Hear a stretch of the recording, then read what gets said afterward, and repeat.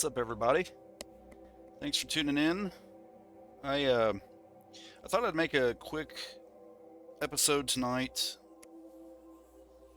talk about a few things, show you some updates to the colony that I've made here, and just kind of go from there. Um,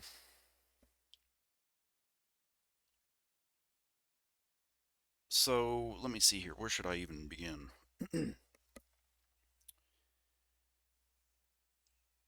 The past couple days I've been playing this, and I managed to summon. Oh, those? What are those things called? Pokercons or something? Let me see here.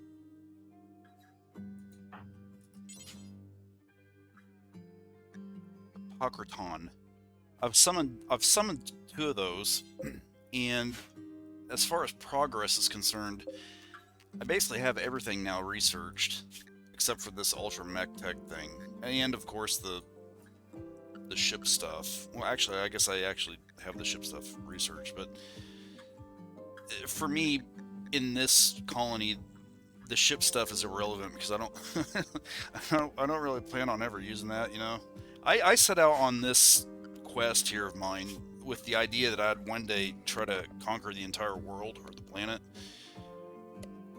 And I've seen people do that, I guess, on from YouTube videos and stuff. I don't see how on earth they're able to do something like that though. And I guess what they do is they probably do things where they send off like a subpopulation of their colony to a location, conquer it, and then I guess build up enough tech or something, or have more shipments sent to the new location so that they can keep building up more launchers and stuff. I don't know. I don't know how they do it, but I had it in my mind that I'd one day try to do that myself once I reached a certain point in my colony, and the idea of being able to do that, even with some of my stuff being stacked up the way it is right now, I just don't see how I'd ever be able to pull it off either. Now, with the newer versions of, or the newest version of this game, I can see myself doing that because in the newer release and stuff, you can actually fly around in space, your spacecrafts and whatnot. And at some point, I'm going to wind up installing that and start a new colony up. But for now, I'm trying to explore this to see how far I can take this. But anyway, recent developments. I've summoned those things a couple times, grabbed their chips, and now I'm beginning to build those waste pack atomizer things, and I'm already using one, and I've done a little bit of math behind it, and I have one of these kinds of rooms in each wing, if you will. Let me see here. There's one right there, one down here. There's going to be one over here, and there's one that's being developed over here too.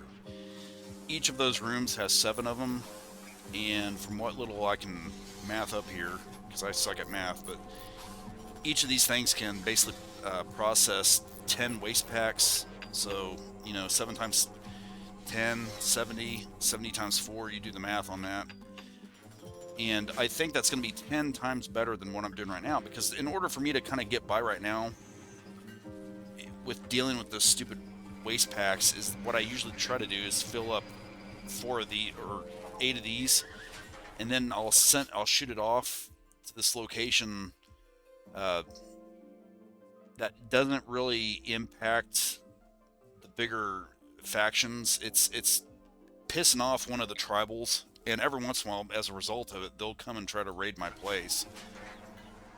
But I'm trying to get to a point to where I don't have to do that anymore, because then if I can do that, then if I can get by without needing to use these things, I mean, what I'm going to try to do is gradually evolve my wings here, like this wing right here, or room, whatever you want to call it.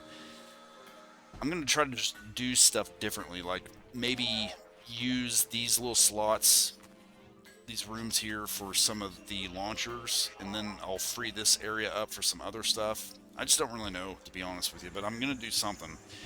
But I've also progressed to the point to where I can make those fabric cores or fabricators, whatever those bots are. Let me see. I want to get my parlays here correct.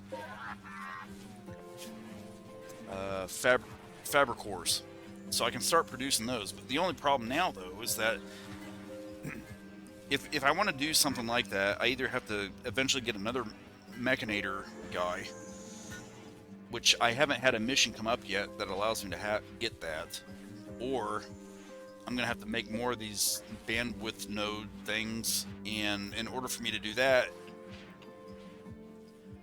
in a somewhat symmetrical fashion, if you will, I'm gonna wind up having to kind of convert this into the same kind of structure that I have here, and then build these, because that's just the way I want to do it. I don't the, the the return that I get from this field right here isn't really a whole lot, so I think I can probably do that, because I'm kind of dueling my livestock feed between hay and rice. And so if I make four more rice stations like I've got right here, I think I'd probably actually produce more food for the livestock. Now, excuse me. From what little research I've done, I think you get more value livestock-wise if you feed them hay, because I guess the hay has more nutrients or something like that. But I mean, I don't really I don't know if that's really worth being nitpicky about, because I don't think it's really at a scale to where it would really affect me that much. I don't think. I might be wrong on that. I don't know. Time will tell. But through time, what I'm going to do is eventually convert this area here to basically have the same layout as these over here, and probably at some point do the same thing down here, and then that'll give me, I mean, I don't know how many's in here, 24 I guess, so 24 times 2, 48, right?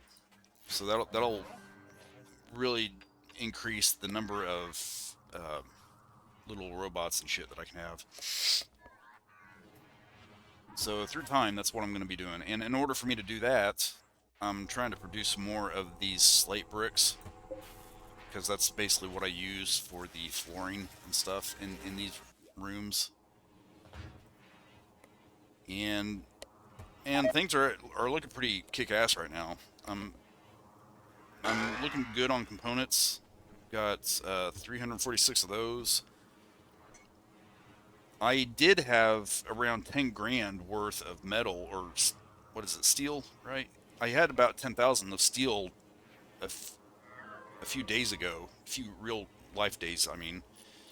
But I've been working on a bunch of stuff here lately that's wound up using a lot of it. Mainly, what is it?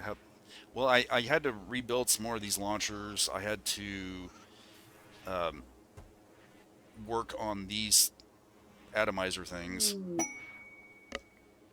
and I'm still working on a lot of my battery packs. So I've got these going on right up here.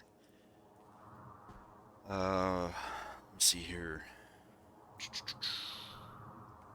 And I think I did some work down here too with those. So I'm not as high on steel as I was. And I've also made a few more of these turrets around here too. I gotta tell you, man, it's fun watching. As long as the damn robots or whatever fall into an area where my defense system can take them on, it's fun watching them get taken out, because this was the last group that dropped in, and man, they were taken out in like less than, I'd say, 20 seconds. I mean, they got completely obliterated. The thing that worries me, though, is that one of these days I'm gonna summon those goddamn things, and they're gonna fall in like right here, or some really, crippling location. And when that shit happens, I don't know what the hell I'm gonna do. I've thought about that, and the only thing that I can kind of come up with is to try to just get everyone prepared to the extent that, like say for example, they dropped in right here. What I would try to do is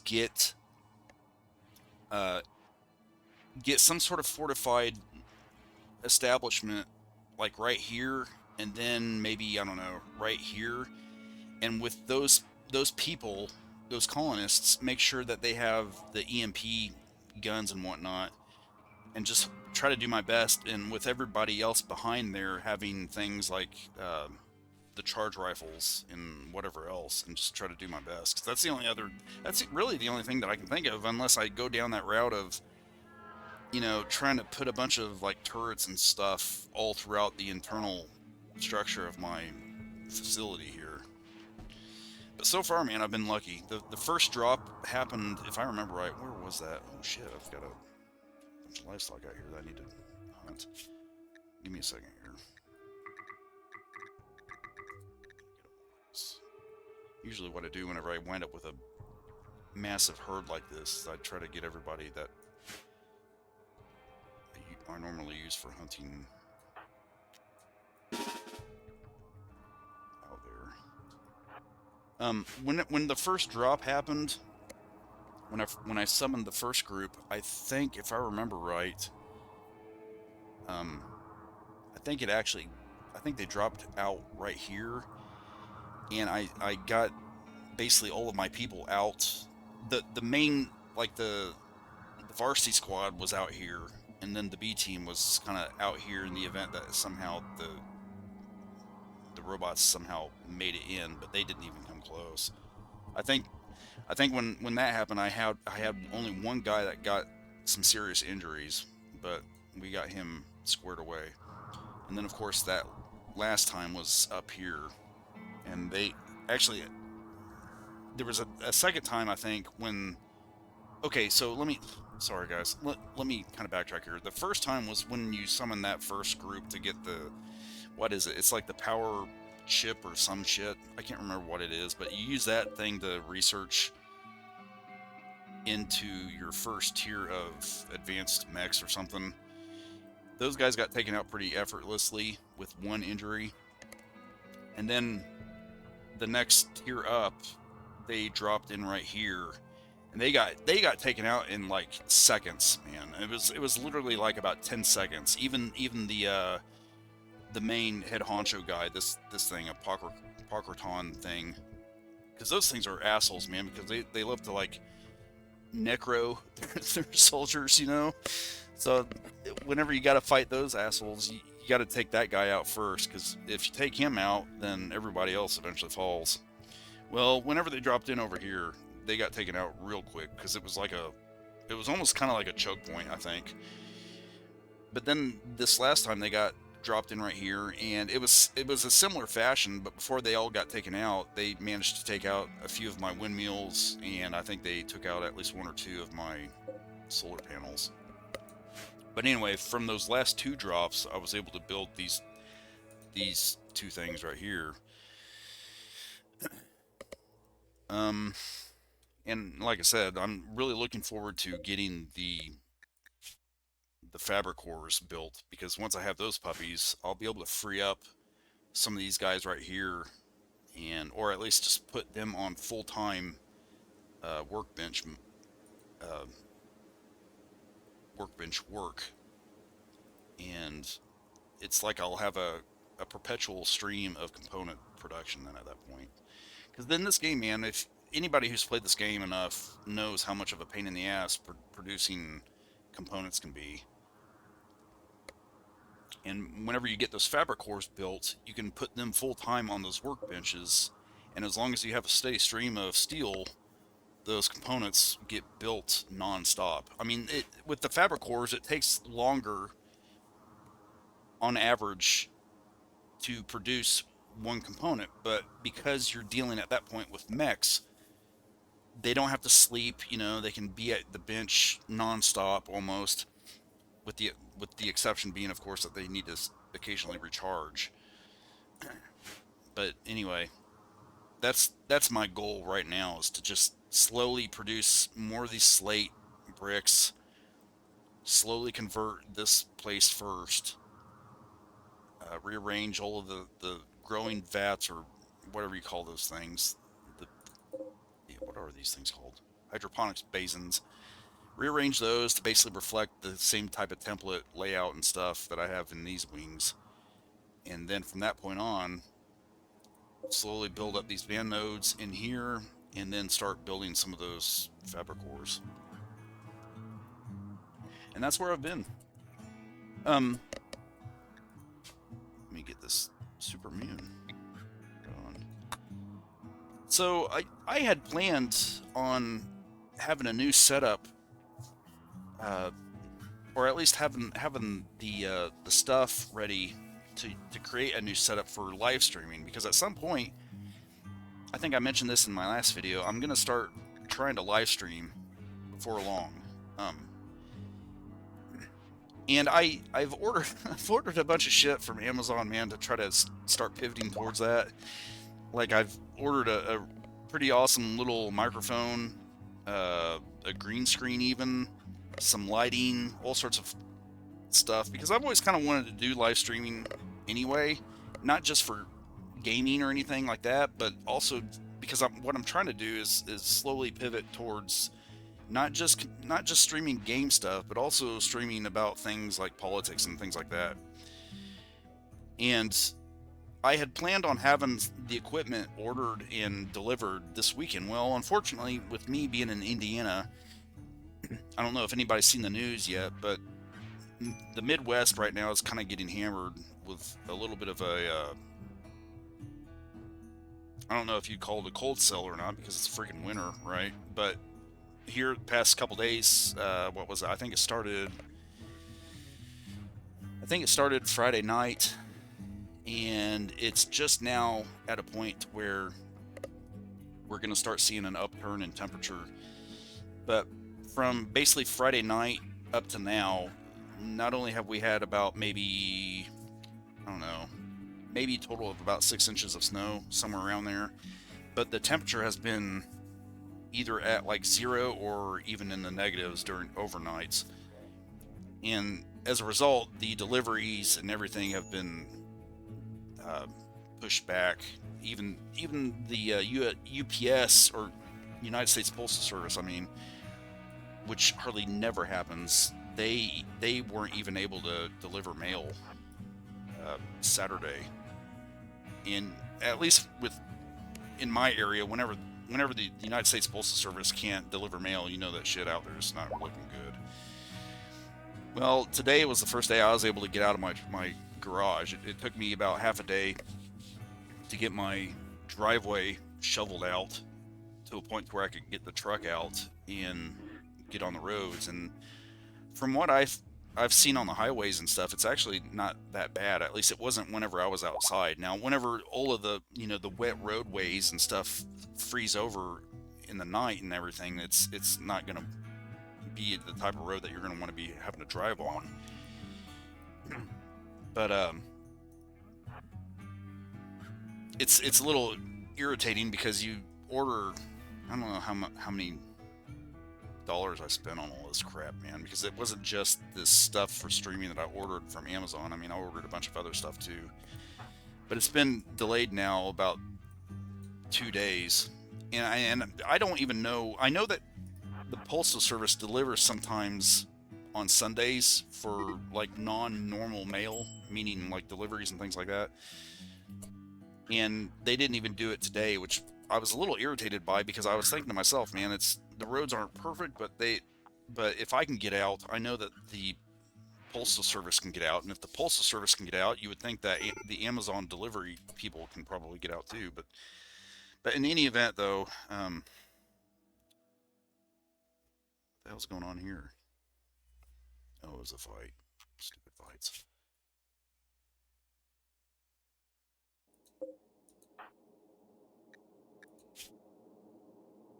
Okay, not that big of a deal. I hate it when they fight, man. One thing I've started doing whenever they have social fights, it usually, first of all, it depends on who it is. Like Brooke here, she's one of my best melee people, I think, if I remember right. She's a 12, but her weapon too, it's one of those mono swords, and from what I've seen, the mono swords are actually pretty awesome. Well, whenever she gets into a social fight, you really have to be kind of mindful of who it is that she's going at it on, because I've seen her really do some serious damage to fellow colonists.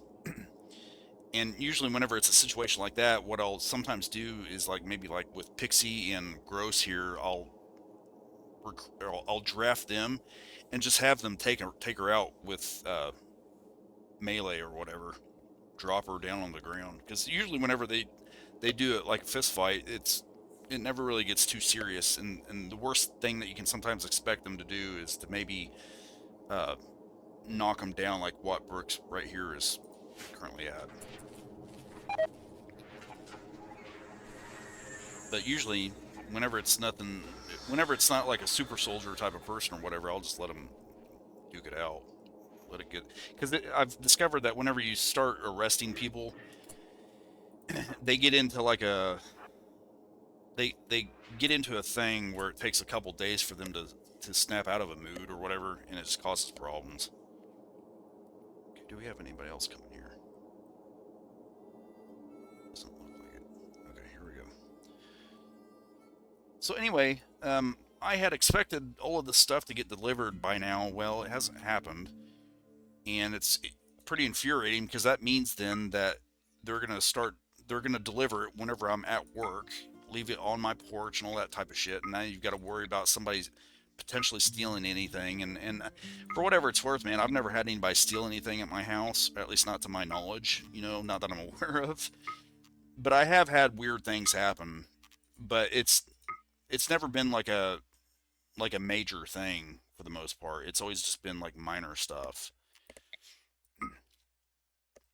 But it's just another wrench in the fan because sometimes I don't know how everyone else's everyday life is, but I know that with me, I try to structure my day to day somewhat programmatically because it helps me kind of stay on top of stuff. Like usually on after work or something, I might want to go over to the gym or something like that. And now I'm not going to be able to do that because I've got to make sure I get home as quickly as possible to get my stuff and blah blah blah. It's been like that now for almost I don't know how many years. It's just irritating. Get him! Meat's back on the menu, boys! Sometimes you gotta worry about them shooting each other.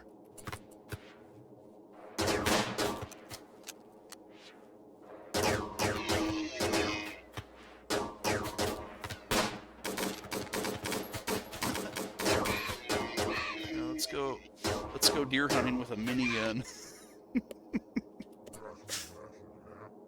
This tickles me. Okay, so looks like we got that done.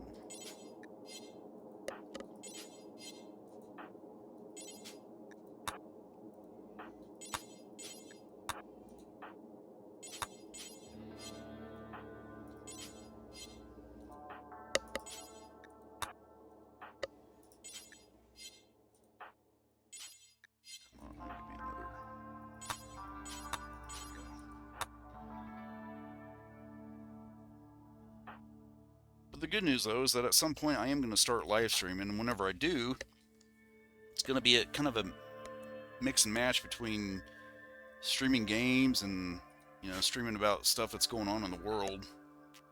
I think that's one reason why I kind of sometimes use these little uploads to talk about stuff, because I haven't really revolved this channel or any other channel yet around that type of other stuff, you know what I'm saying?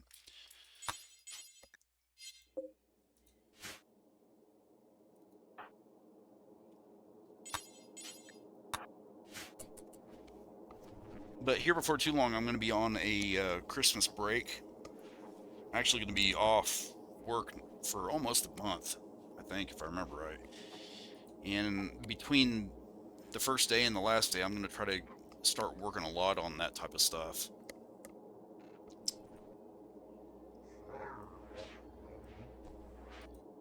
Because I sure shit don't want to stream anything with my current layout, because right now the room that my computer's in, it's just a wreck. I mean, I've literally got stuff that's kind of laying around from past Amazon orders. Like, for example, right now as I speak, I've got like some boxes and stuff laying around from like there's a knife sharpening set that's sitting here next to me. I've got 2 monitors that I haven't hooked up yet that are just kind of laying there on the floor.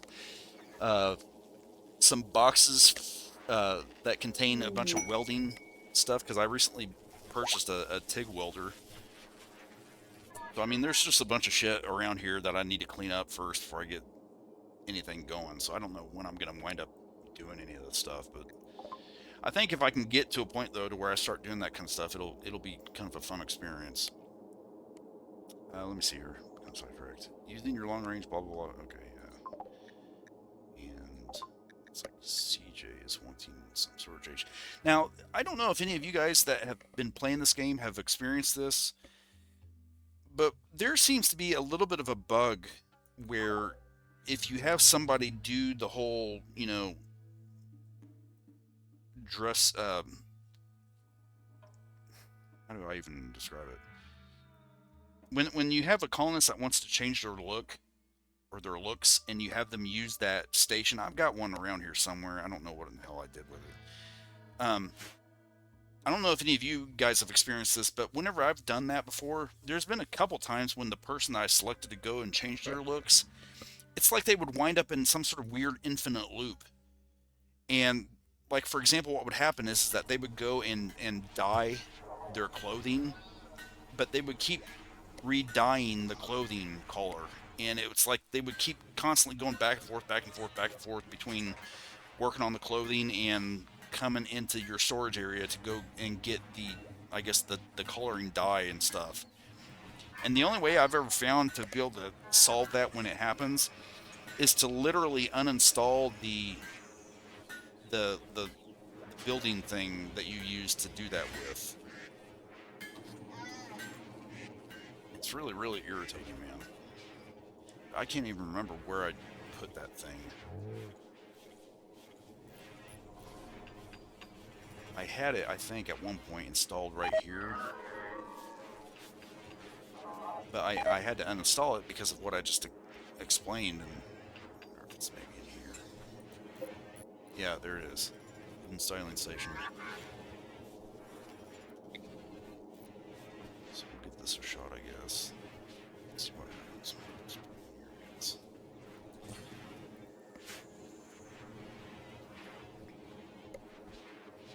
But one reason I thought that it'd be kind of cool to be able to stream about political stuff, and not even necessarily solely political. You know, I mean, I'm not like trying to be some sort of Tim Pool or a Steven Crowder type of guy or Destiny or any of those other guys, man. The objective that I've had is to not just stream about politics, but just stuff that's going on in the world in general, life, you know. Like with me, for example, I'm currently trying to look for a different job as long as things at least persist where I currently work, because right now we're kind of going through some weird changes. I don't know if it's leadership. I think it's leadership issues, but some of it could just be the economy and stuff that's kind of going on right now with higher ed. But there's just a bunch of weird stuff that's going on, and it's basically pushed me to start getting kind of serious about trying to find a different job. And the journey so far in trying to find a different job, where I am at least, has been atrocious. Now, don't get me wrong, there's been a few times here and there that I've had some interviews, and during the interviews I saw multiple red flags, or they would try to lowball me with compared to what I'm making now. And I always told myself that if I can find a different job that's as good or better than what I have now, whether that be in the form of salary or accommodations or just whatever, I always told myself that I'd probably wind up jumping ship at some point. Well, every job that I've applied to so far hasn't really been along the lines of the stuff that I do. It's not like really been in my wheelhouse, and I think I've only applied to one job so far that's really been really in my background. But the thing that I'm noticing is that whether it's in my background or not, if you're fortunate enough to get an interview lined up and you have the interview, if you know how to ask the questions, you usually find that there's so many red flags involved with the vacancy and the employer that it kind of makes you not really want to proceed. And so sometimes what you usually try to do, and I know that this is not everyone's going to be in this boat, because I know that there's a lot of hurting people out there right now that are looking for jobs in general because they don't have anything. So I say all of this with that realization, man, and I know that I'm fortunate in many respects. So, you know, take all of this that I'm about to explain here with a grain of salt. But there's been every single interview that I've had so far has made me see exactly just how bad all of the other places are. Like the first interview that I had, which by the way was, I think, almost a year ago now. It was a it was an opportunity for my city that I work in, and basically they were wanting well, at least the job ad was calling for a WordPress developer. Now it's been years since I've programmed in WordPress. My forte is Drupal, and but there's a lot of ways in which the skill sets can kind of cross pollinate. And I thought to myself, well, worst case scenario, we can at least get the interview lined up and just see what it is exactly that they're looking for. Well, initially everything was going great during this little over the phone thing that I had with their HR person, because that I take that as an initial interview. And I remember on the phone call, it sounded almost as if she was eating while we were sitting there talking to each other, because it sounded like she was eating a salad or something. So that right there was a little bit of a red flag in my mind. But in any event, I was trying to be gracious about everything and talk to her and see what all it was that they were looking for. And for the most part, they wanted to make it sound as if it wasn't really important that I hadn't developed in WordPress or done anything specifically with WordPress for a long time. They were just, it sounded like they were just mostly wanting a developer in general. You know what I'm saying? So as I sat there and I continued to talk to this lady, one thing led to another, and I came to find out that they were wanting someone to carry a beeper at all times. And the team that I was going to be working with, I was going to be the only developer on the team, basically, for this specific job duty. And the total team was the size of about 6 people, and that I should probably be honest here and say that excluded the main director guy. And at that point, I was thinking to myself, this isn't really sounding very good, because first of all, if they're wanting you to carry a beeper all the time, which is kind of old school in my mind, but whatever. If they're wanting you to carry a beeper, though, that means that they're going to want to, keep you on a leash. And they also had a cell phone stipend, which again you might think is kind of cool until you realize why they're wanting you to have that cell phone on you at all times. So right there, at least in my mind, that was a little bit of a red flag. But I kept trying to be hopeful about it and think to myself, well, maybe it might not be that bad. And then I learned about the team size and the fact that I was going to be the only developer on the squad for the entire city. And I thought to myself, well, okay, that's number 2. That's the number 2 red flag right there. And I don't know if and at that point, I was kind of making up my mind that I didn't really want much to do with this. But for shits and giggles, I was like, well, okay, so what's the starting salary? And the lady said, well, we were hoping to start somebody off at 45 a year. And right there, I told myself, all right, that's it, man. No way. And anybody with any ounce of experience in this stuff knows how much of a lowball offering that would be. And I tried to cordially explain my piece to this woman via an email, because I learned about the salary offer after we got done with the phone call. And because I think she sent me an email or something like that. And I tried to explain to her, man, I was like, look, there is absolutely no way you're going to wind up with anybody for that amount. You've got to bump that up at least a little bit. And according to her, to her credit, she was like, well, okay, let me go ahead and get with our director person or whoever it was that she needed to get with, and I'll get back in touch. Because I think they really kind of wanted me to be honest. Not that I'm blowing smoke up my rear or anything about myself. I know that there's tons and gobs of people out there that are 10 times better at me at this sort of stuff. But in my area, though, developers are, I don't want to say that they're hard to come by, but because of the tendency of employers in my area making such low offers for their opportunities, it's difficult to attract talent. You know what I'm saying? Well, anyway, a day or two goes by, and I get an email response. And the way that she worded it, it was almost as if she was conveying herself in the sense that she was excited, like she was excited to give me the great news. And she tells me, "Hey, Casey, I just wanted to let you know that uh, the hiring committee has come back to let you know that they're willing to go up to 48." And I was like, "Okay, well, I'm gonna have to bow out." Because right now where I work, which by the way, I don't consider myself high paying either with my current job, but right now I'm right around under 63, I think it is, for what I do. And so for me to accept a job offer at 48, needless to say, that wasn't going to pan out. And so I bowed out of that.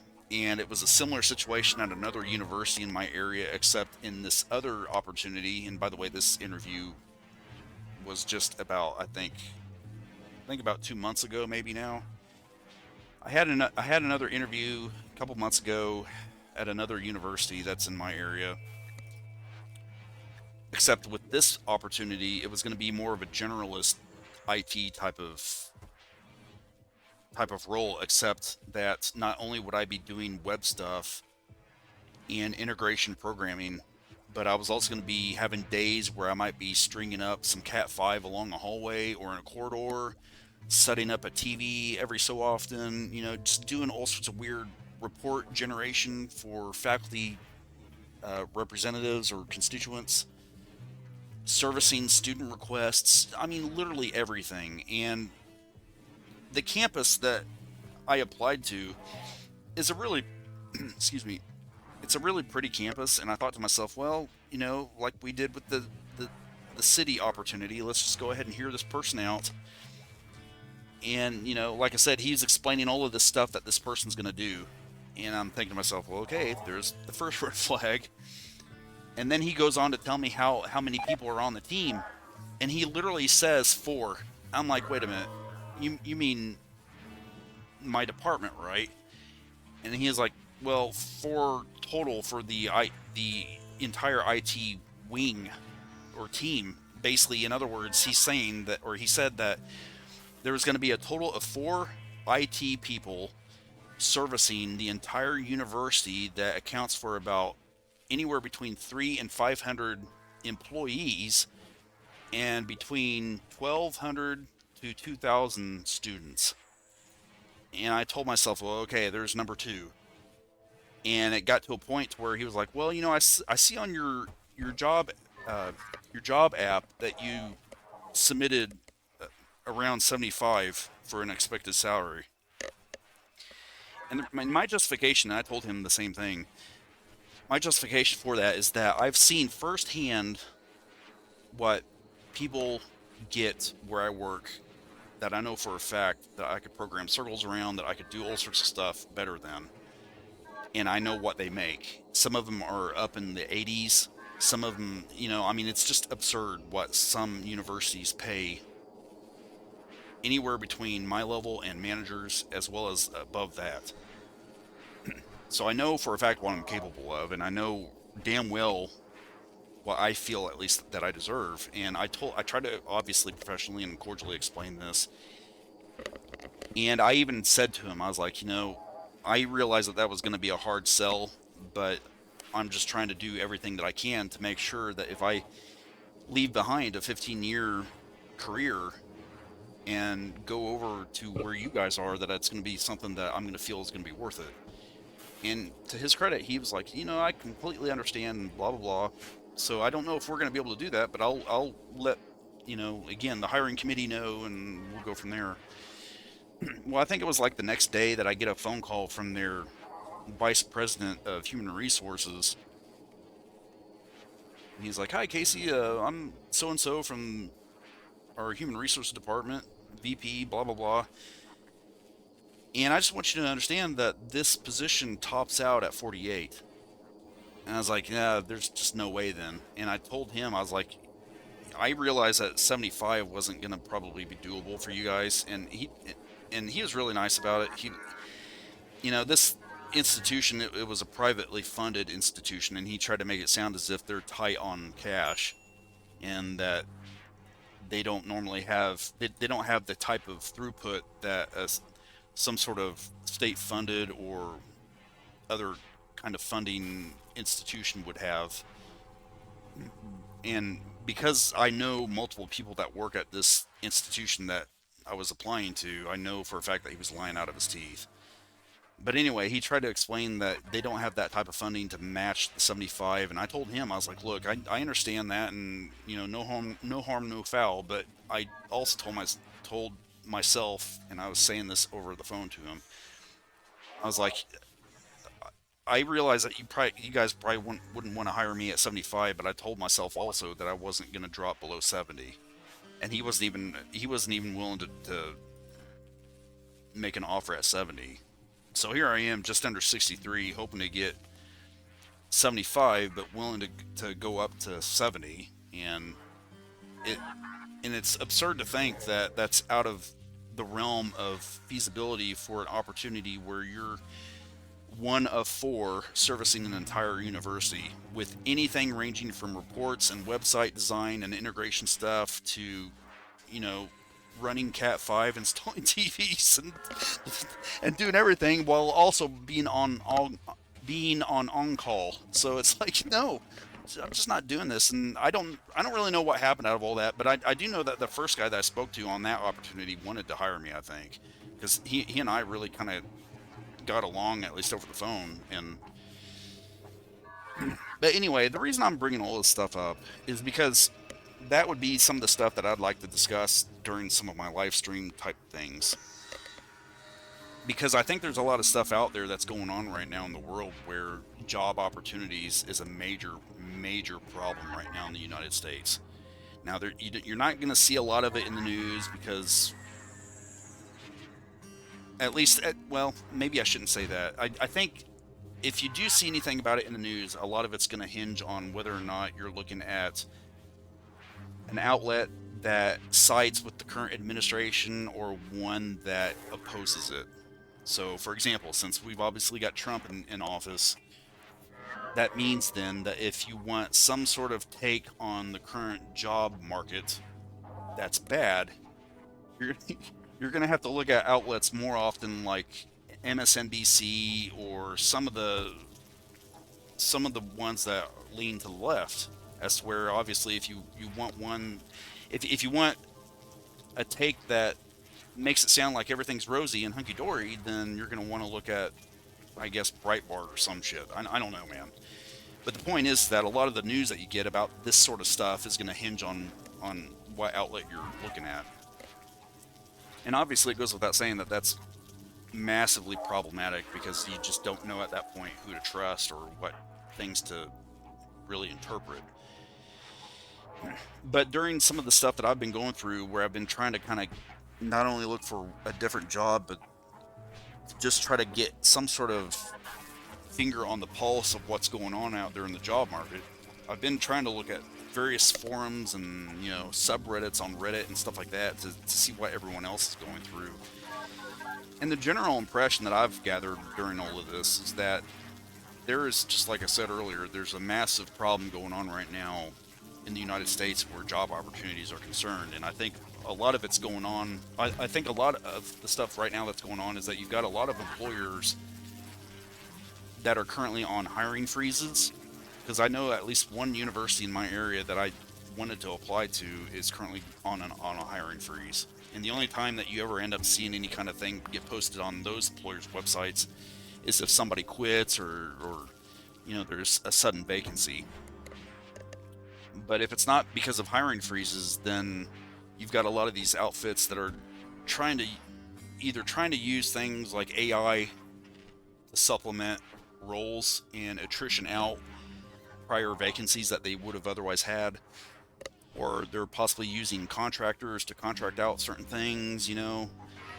I know that right now where I work, there's a number of people that are on the verge of retiring, And when they retire, it's going to be interesting to see how they handle everything, because there's a lot of institutional knowledge that's going to go out the door with them. And that's one of the reasons that I'm wanting to jump ship myself, is because some of the stuff that's on the horizon is making it sound as if I'm going to wind up being jostled around with my role and reporting to people that I don't want to have to report to. And I've kind of threatened that I would wind up quitting on the spot if it ever comes to something like what I'm trying to kind of talk about here. And I don't know if it's going to have the weight of effect that I want it to have with my superiors, but so far they haven't made any kind of official announcements about any kind of job change with me. But the good thing about my situation right now is that I have a pretty good amount of money, where if one thing leads to another and I do have to quit, I can hold out for a couple years, I think, if I need to. But I'm trying not to let that happen. But unfortunately, because of how the job market is right now, and because of the fact that I feel like I'm kind of landlocked right now because I don't want to move or sell my place or do anything kind of like that, it's making it really, really difficult to find any kind of exit plan. So I'm just trying to kind of hold tight and hope for the best, and maybe after the New Year's comes around, maybe budgets will change and things will soften up a little bit. But it's stuff like this, stuff, and not just because of my own personal experiences, but also because, like I said earlier, I've been looking at online forums about people that are also going through similar situations. And the number of things that you see online about people complaining about how there's no entry level work, or things along those lines, or mid level opportunities, it's hard to deny that there isn't something weird going on right now in the world. And I want to try to open up some sort of medium or platform to talk about these kinds of things, because you just don't really see anybody out there talking enough about it.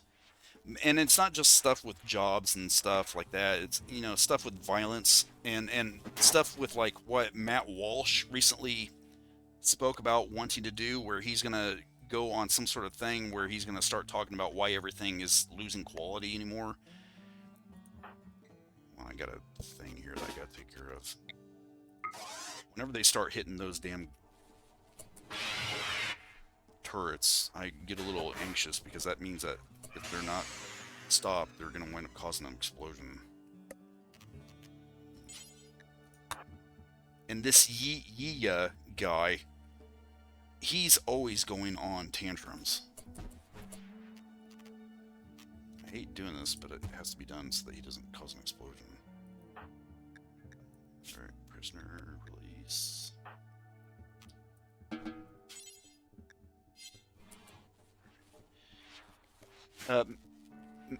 For anybody out there that's hearing this who knows who Matt Walsh is, he's the dude that started that stuff up about what is a woman. Well, I guess he's moved on from that, and he's moved on to a new thing where he's going to start, I guess, doing research about why the quality of everything is dropping in the United States, if not the world. And from what little I understand about it, I think that means basically he's going to start, like, doing a bunch of research and interviews with people and stuff like that to try to understand why everything is just dropping in quality. So I mean, it's stuff like that I would like to discuss in live streams.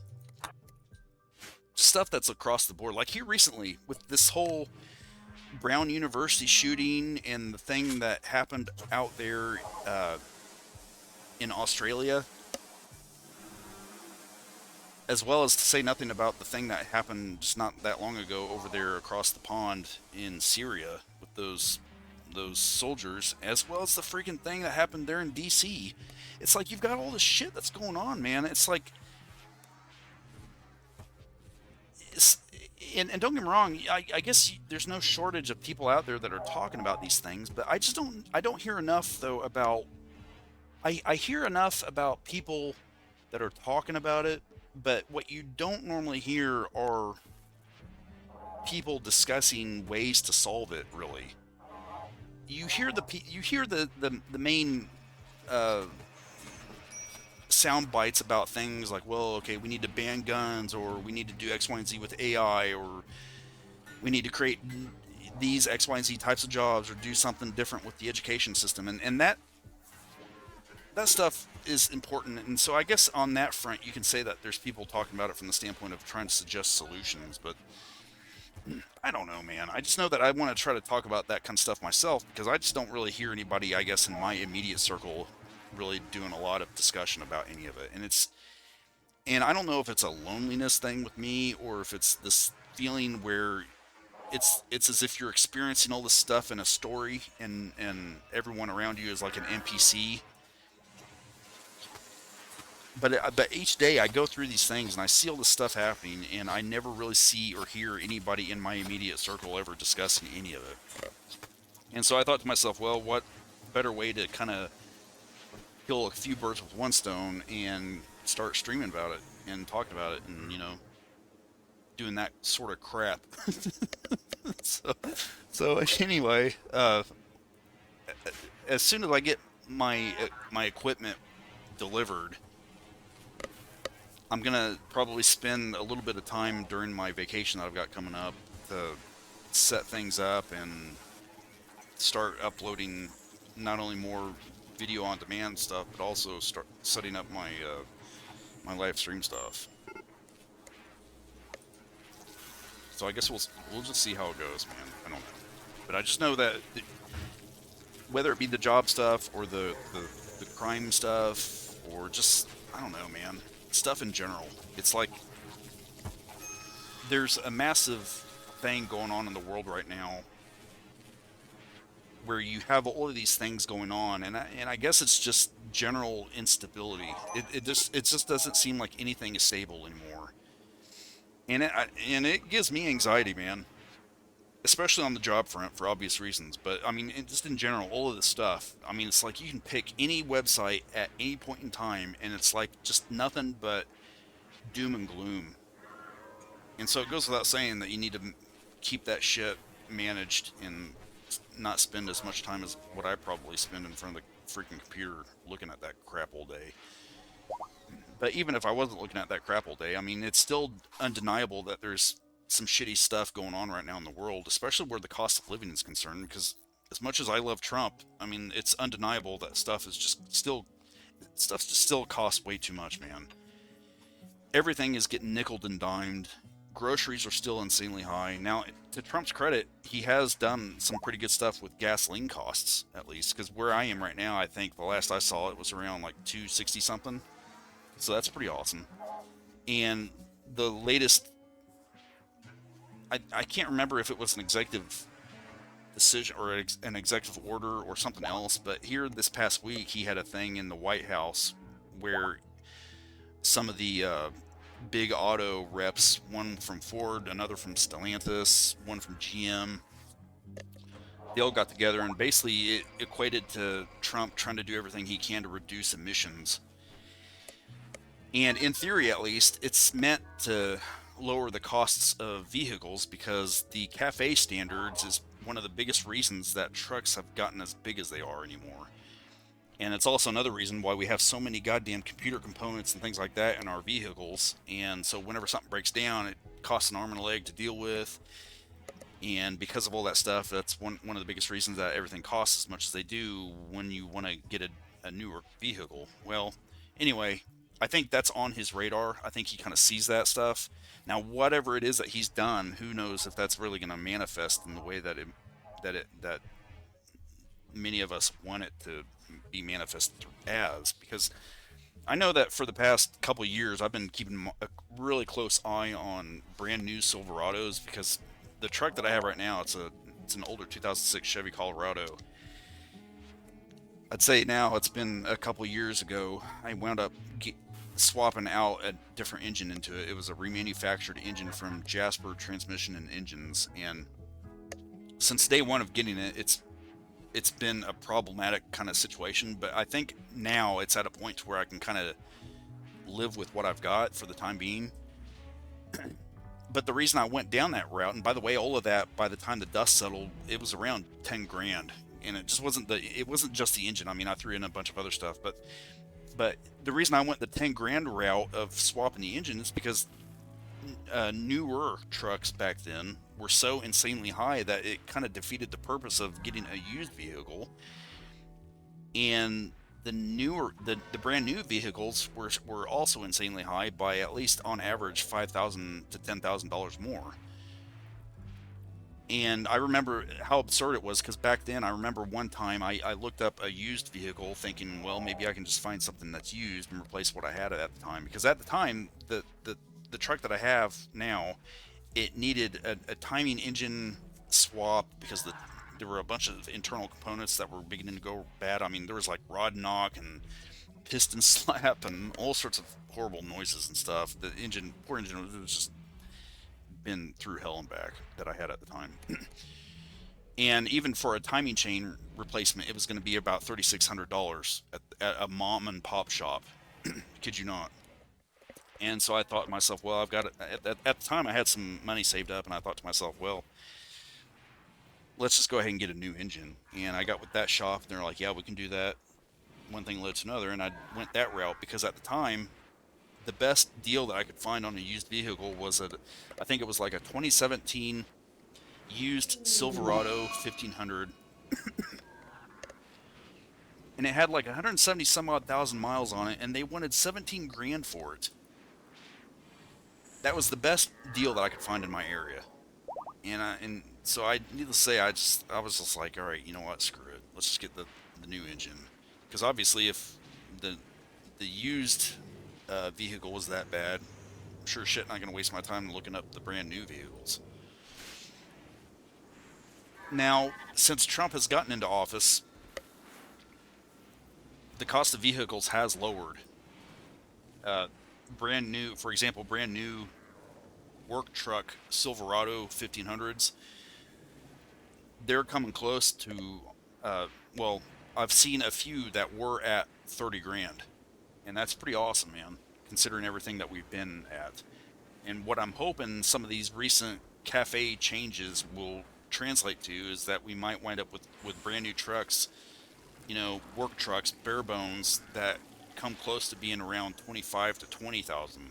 And if that happens, and that's not exactly outside the realm of possibility now, because if this cafe revision that he's signed into law or signed into an executive order, if it does what I'm hoping it'll do, it'll basically mean that you're going to wind up having trucks with fewer complicated components, a more lax emissions rating, which means that the overall truck size itself will be much smaller, therefore hopefully translating into a lower cost. That's the hope. So I don't know if it's actually going to manifest like that or not. But with the cost of living aside, the next thing that I'm hoping somebody somewhere starts taking an eye to is just these job opportunities that I'm seeing right now. Because right now, there are absolutely almost no entry-level work or jobs. Let's get into this. I hate it when they start this shit, man. It's like they just can't relax. Watch these guys, because I don't want somebody to get a leg cut off or something.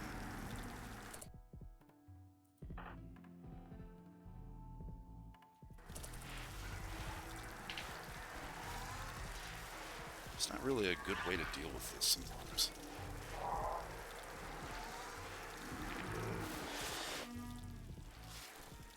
Cost of living stuff aside, that's 50% of the battle, because the other 50% of the battle is providing jobs for people. And right now, the thing that I'm not happy about with Trump is that he's trying to do everything he can to basically position the United States in a #1 spot for artificial intelligence stuff. And I guess, I get it. You don't want to fall behind people like or countries like China and whatnot, because if they're #1 in AI, what does that mean for us, But the thing about it, though, is that not everybody and their brother wants to be an artificial intelligence researcher. Believe it or not, there's some of us that are either entry-level or mid-level who want to get out of one university into a different one, and don't want to have to like worry about chat GPT contributions or some sort of shit like that. They just want to be able to go to a fucking job until clock out and then come home and not have to worry about shit. And the thing that's worrisome about the world right now is that that type of job seems to be getting harder and harder to acquire. And adding more insult to injury is the fact that it's becoming commonplace anymore to just look at employees like they're replaceable little computer programs that they can just get rid of whenever they want. And so it kind of goes back around to the idea that I had earlier about how this country just doesn't seem stable. Now, I don't know if any or all of this is because of Trump or because of Biden or any of that kind of stuff. We've all got our critiques about each administration. Some of it has weight, some of it doesn't. But I know that out of at least the first person perspectives and experiences that I've had, and by the way, I live in one of the most affordable locations in the country, the cost of living isn't where it needs to be, and job opportunities seem, to me at least, to be even worse. Now, I don't really know where all of this is going, and again, like everyone else, I'm doing everything I can to survive and just kind of hold out and hope and pray that something happens after New Year's in terms of things like employer budgets and whatnot. But I do know that if this doesn't get resolved or dealt with, or at least managed, we are going to have some major problems in this country.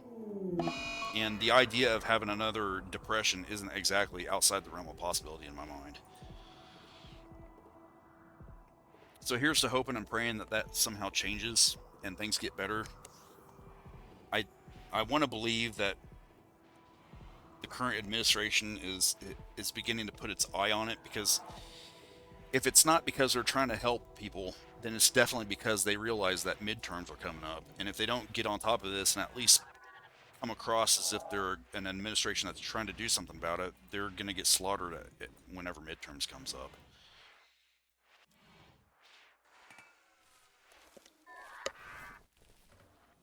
And I don't know how it's all going to play out, man. I mean, I guess nobody does, but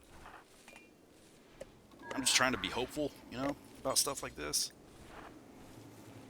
This is really worrisome. I know it gives me anxiety every day, worrying about jobs and worrying about the costs of things. I'd say right now that's probably the number one thing that the administration needs to worry about. Okay, we seem to be on a little bit of an AI bender right now, because I'm seeing all this stuff kind of collapse. Everyone's going on a vision quest, and now we've got this guy now that's beginning to get weird with corpses. And that's the thing, this game, that's the one thing that irritates the hell out of me sometimes, is that it has the tendency of sometimes just throwing a bunch of shit at you for arbitrary reasons. There's not really any kind of purpose behind it. It's not really meant to make the game funner. It's like suddenly the AI says, well, okay, let's fuck everything up for you real quick.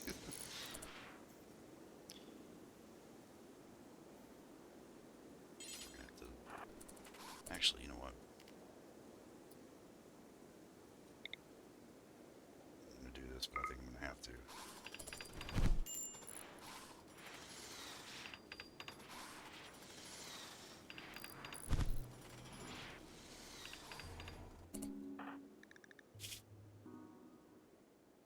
Is there anybody else around here? Let's get this guy.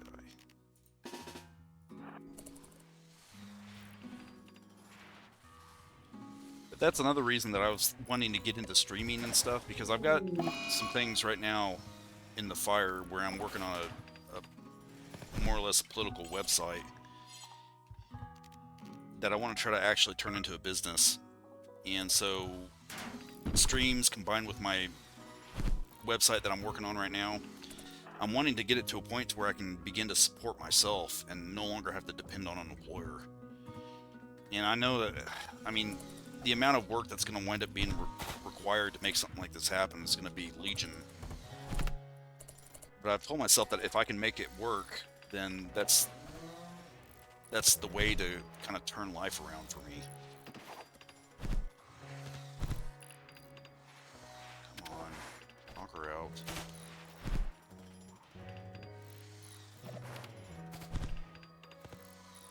I wish this game had some sort of way to like stun people.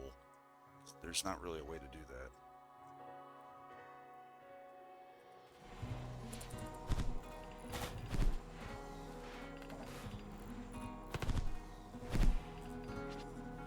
Just taking a licking.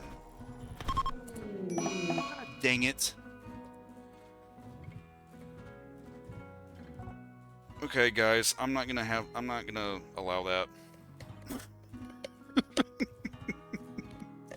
I hate it when this fucking shit happens, man. And this pisses me off because, believe it or not, I was playing this game before I decided to go ahead and make this recording, and everything was going fine. And that's the reason that I'm saying it's the AI. It's this fucking AI shit that they've done with this game. I don't know what it is, man, but it's like literally there's like an algorithm somewhere or something that says, well, okay, you've been spoiled lately, so let's just go ahead and throw a bunch of shit at you. And it pisses me off because we've got this guy now that's throwing a tantrum. This person was on her way to go dig up a corpse. There was somebody else over here that was throwing a tantrum. Oh, that was hitting at those damn turrets. And I don't know, there's someone else down here, I think, that was going on a vision quest. So I'm going to go ahead and wind up restarting this. But, I appreciate you listening in on my diatribe about stuff.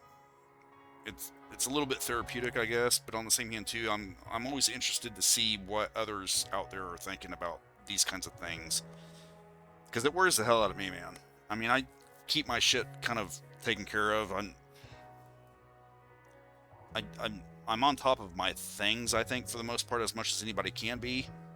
But there's writing on the wall about a lot of stuff right now that's going on in the world. Not just about stuff that's going on in my life, but just stuff in general. You know, stuff with the economy, stuff with the cost of living, job opportunities, violence. You know, there's just a lot of weird, fucked up shit that's going on right now in the world, and you always wind up hearing from all of the talking heads out there.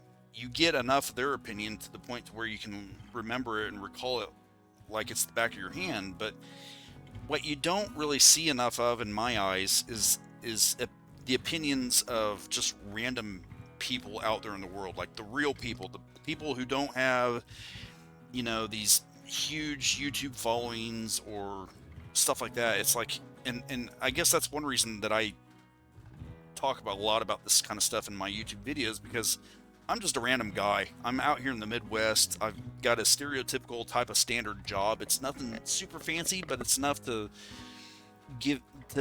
let me have a somewhat content life, as long as I'm not dealing with a bunch of stupid crap either at work or in the world. And the problem with me in my mind is that I'm beginning to feel those kinds of walls closing in on me, and in ways that I never expected. And I'm not just talking about work changes. I'm talking about stuff with like the world, like with these nickel and diming things that are going on with utility rates, or the general cost of living stuff, or the fact that none of us seem to be able to freely communicate for very long on websites, or, you know, seeing artificial intelligence muck around with the search results of things on Google or whatever. You know, it's like I'm beginning to see all of this stuff now close in around me. And I don't really see very many people out there taking it very seriously who are within my immediate circle, like the normal run-of-the-mill type of salt of the earth randos. You know, you just don't really get their opinion very often beyond things like YouTube comments. So I figured if it's just the YouTube comments, if that's really the only thing that I can kind of get for now, then so be it. So if you hear all this stuff and you've listened this far, I would love to know what your opinion is of some of these things.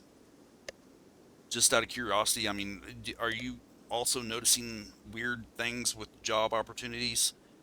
You know, is the cost of living as bad where you live as it is where I am? You know, those kinds of things. I'd love to know what your opinion is, and just to kind of see what you think. So anyway, I'm gonna end this video here. I'm gonna restart from wherever my last save point was, because I know for a fact that this is just Randy being an asshole. The Randy AI, I mean. And expect more videos between now and the next few months, man, because I'm gonna try to start getting a little more involved with this sort of stuff, whether it be gaming or the other stuff. So anyway, hope you have a good night. Hope you're staying warm, stay safe, and I will talk to you whenever I talk to you again. Later.